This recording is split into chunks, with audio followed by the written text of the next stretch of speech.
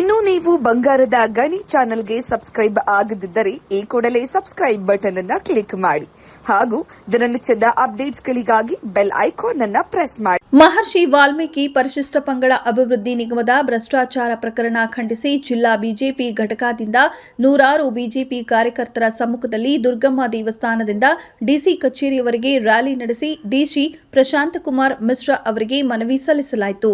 ಪ್ರತಿಭಟನೆಯಲ್ಲಿ ಪಕ್ಷದ ಮುಖಂಡರು ಕೈಗೆ ಕಪ್ಪು ಪಟ್ಟಿ ಧರಿಸಿದ್ರು, ಕೈಯಲ್ಲಿ ಚೊಂಬು ಹಿಡಿದು ರಾಜ್ಯ ಸರ್ಕಾರದ ವಿರುದ್ಧ ಘೋಷಣೆ ಕೂಗಿ ಆಕ್ರೋಶ ಹೊರಹಾಕಿದ್ರು.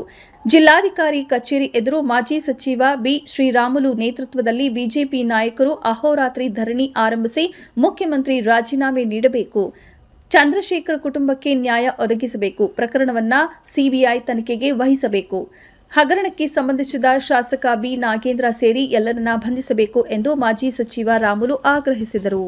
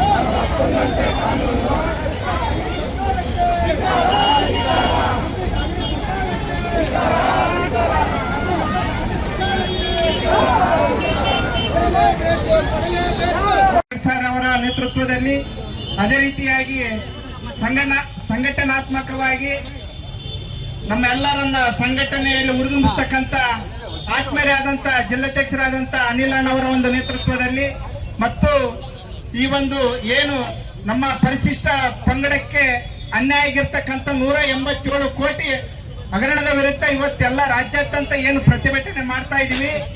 ನಮ್ಮ ಜಿಲ್ಲೆಯಿಂದ ಬಂದಿರತಕ್ಕಂಥ ಎಲ್ಲಾ ತಾಲೂಕಿನ ನಮ್ಮ